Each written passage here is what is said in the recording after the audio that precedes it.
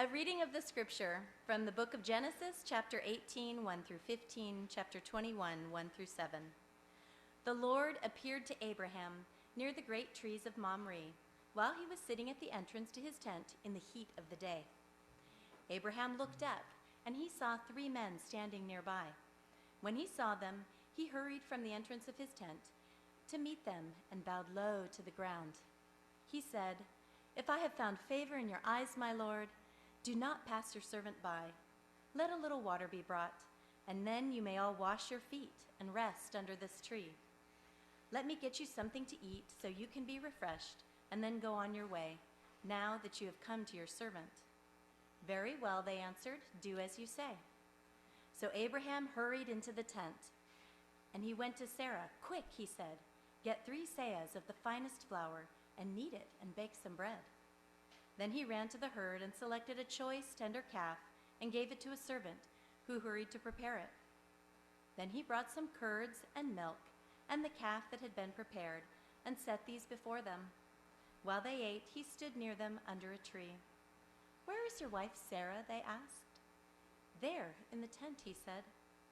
Then one of them said, "I will surely return to you about this time next year, and Sarah, your wife, will have a son." Now Sarah, who was listening at the entrance to the tent, which was behind them, Abraham and Sarah were already very old, and Sarah was past the age of childbearing. So Sarah laughed to herself as she thought, "After I am worn out and my Lord is old, will I now have this pleasure?" Then the Lord said to Abraham, "Why did Sarah laugh and say, 'Will I really have a child now that I am old?' Is anything too hard for the Lord? I will return to you at the appointed time next year, and Sarah will have a son." Sarah was afraid, and so she lied and said, "I did not laugh." But he said, "Yes, you did laugh." Now the Lord was gracious to Sarah as he had said, and the Lord did for Sarah what he had promised. Sarah became pregnant and bore a son to Abraham in his old age, at the very time God had promised him. Abraham gave the name Isaac to the son Sarah bore him. When his son Isaac was 8 days old, Abraham circumcised him as God commanded him. Abraham was 100 years old when his son was born. Sarah said, "God has brought me laughter, and everyone who hears about this will laugh with me." And she added, "Who would have said to Abraham that Sarah would nurse children? Yet I have borne him a son in his old age." Thank you.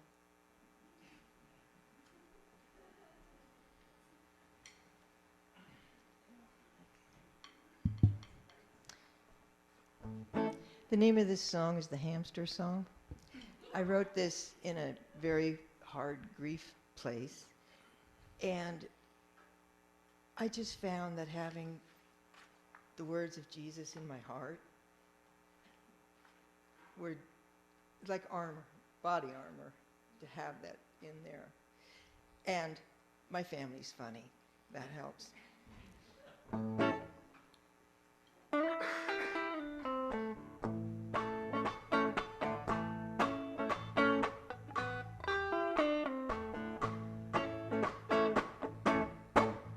When that monkey in my mind begins to chatter, he picks his butt, he's throwing poop through the bars. I ask myself again, why does it matter? Look at the field, look at the mountains and the stars. We all landed here on this little blue dot, spinning round and round and round. The truth remains, believe it or not, what was lost can still be found.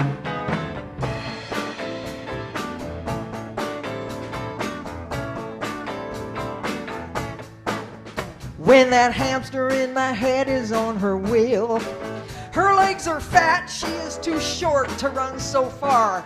It's exhausting. Like Sisyphus just pushing up that hill. You need to stop, lift up your head, see where you are. Because the truth remains and it always will. It requires no defense. You are the light at the top of the hill. Let your joy, joy, joy commence. Okay, we're gonna get happy. We're gonna say joy. We're gonna sing joy. Make some noise. Here we go. Gonna sing a joy. Joy. Gonna sing a joy. Joy. Yeah. Gonna sing joy. Joy. I said joy.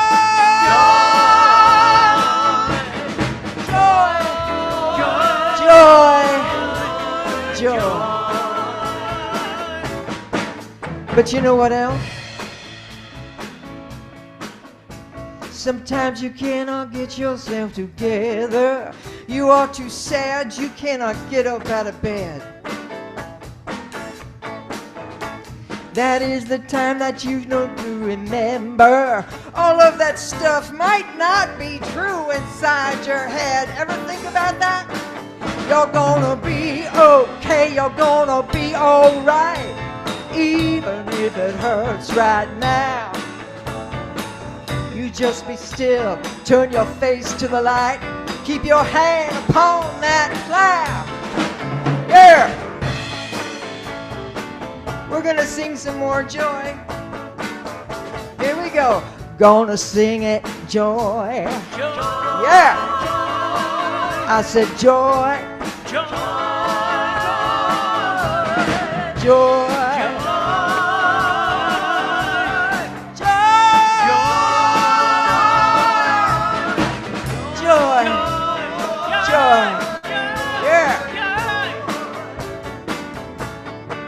Because there's only one thing we've been given to do, and it is love one another, talk about the truth, live in the word, live in the light, then you will know and you'll be free as a bird. Yeah, I'm gonna do that again. I said there's only one thing that we've been given to do, and that is love one another, talk about the truth, walk in the light, live in the word, then you will know and you'll be free as a bird.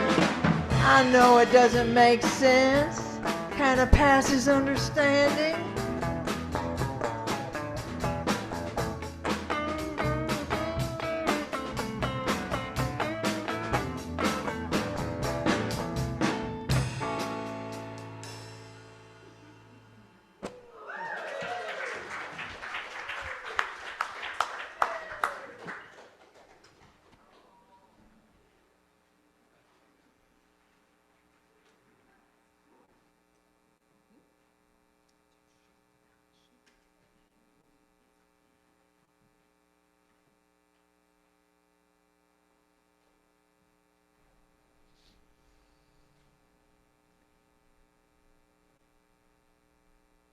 Of you know this story about Abraham and Sarah?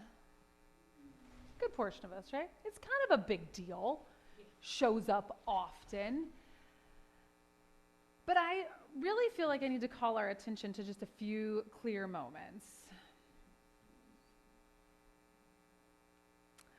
Let's see. We've gone a tiny bit too far in 18. I'm going to go to 21 because I'm not sure if you noticed that we skipped ahead 2 chapters. Just so that we could get to this spot where Sarah says, "Will I have such pleasure having a baby when I'm like 89? I don't know that we picked up on this as we went through. And I just really feel like there's a few other things here back in 18 where there's this whole section. And she just laughs and she says, "Shall I bear a child now that I am so old?" Imagine her health insurance increase. Just imagine, people. Just imagine. That's exactly why. God help me if I'm Sarah. Oh, Lordy. Actually help you all because it'll be so expensive. But then she says, "I didn't laugh. And it says that she lied about it. This is the part that I really feel like never gets any attention.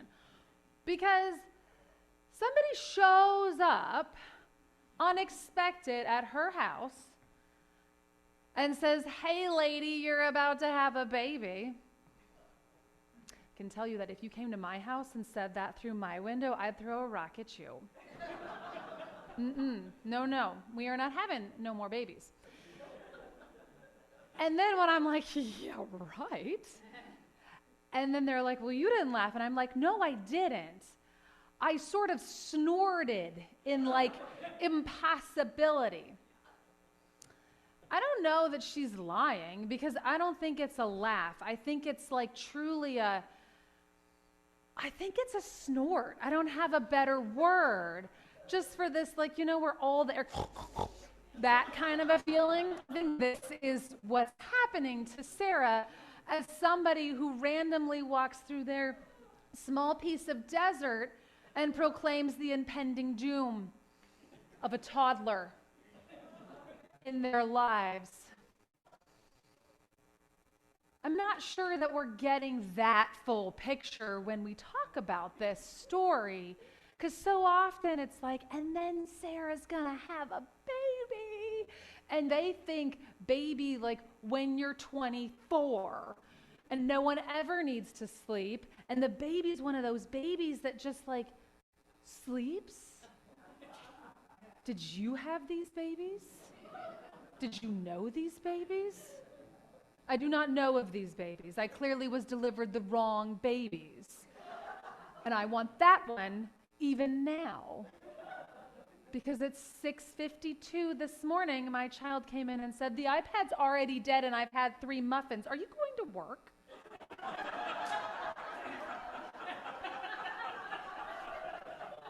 Where's Sarah's baby? Where's that one? So I really just am sure it was more of this like, there shall be no babies. It was not so much a laugh as it was an absolute statement of impossibility. Maybe tinged with a, hey, random stranger, that dream would have been great a while ago. But a lot of water has gone under this bridge. A lot of heartbreak has already happened. For you to show up now is both hilarious and deeply painful. That kind of laughter, that kind of heartbreak when you realize that the thing that would have been so meaningful, so helpful, so life-altering is showing up at exactly the wrong time. Because if maybe these 3 random desert walking hoodlums had shown up 50 years ago, it would have been great. But the dream has passed. Reality has settled in, and apparently 3 people proclaiming to be God are showing up now.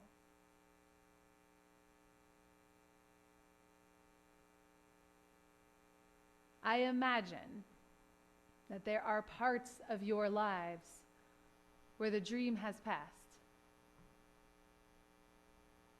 I'm imagining that there are parts of your lives where you can relate to being Sarah, where it's not a laughter as much as a, are you serious? Where have you been? It's too late now. The broken things cannot be fixed. That's the part of Sarah's laughter that I find most convicting. The acknowledgement of the amount of time that has passed and the things that have been broken in between the promises said and the fact that now the promise comes. It's also how you know that boys wrote this.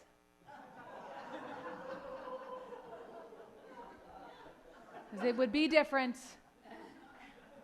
Just saying, it's not wrong, it'd just be different.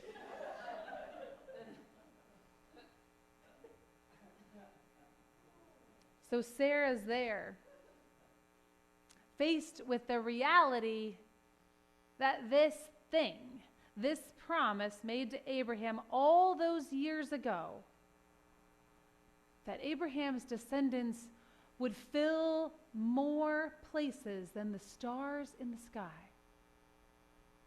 That now it's coming true.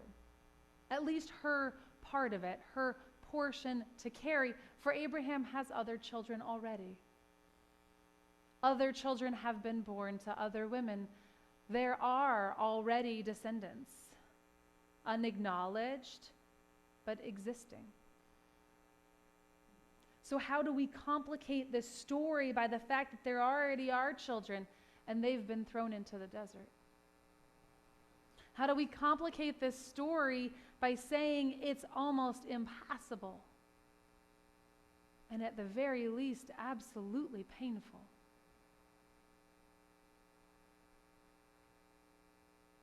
That nervous laughter, that laughter at a funeral, that laughter that you're not supposed to have, that laughter that's not laughter but a snort. That's what falls into the middle of this story, and it's so often left unexamined as if it's just this giggle of childish delight. But for me, it's so much more complicated.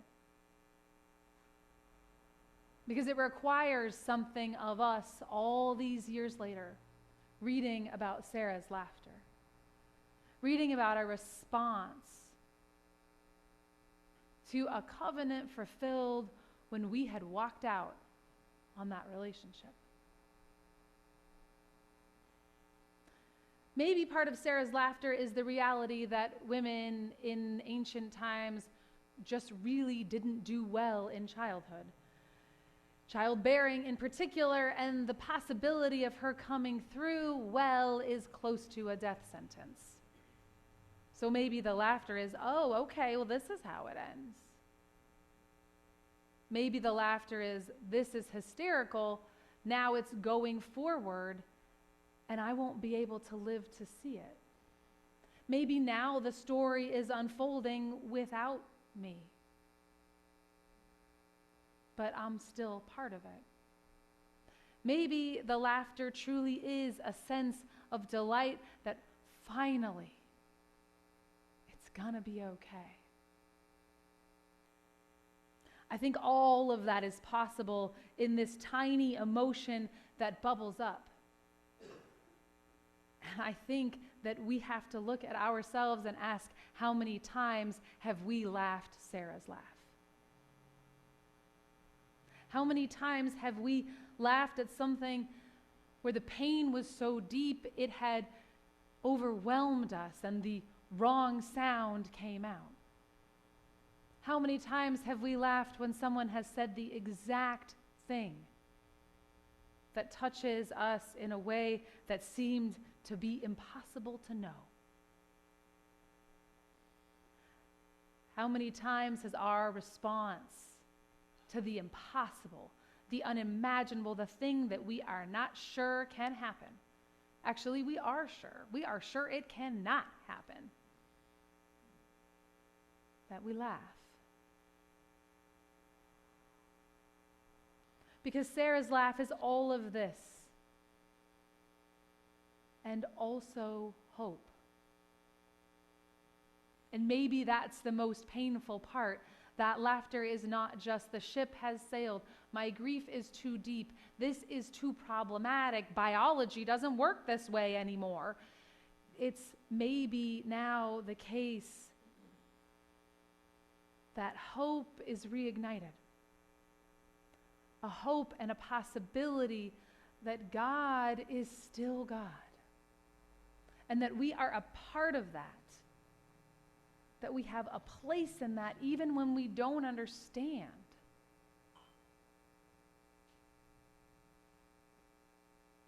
So often, I hear you say, well, let's just live through it.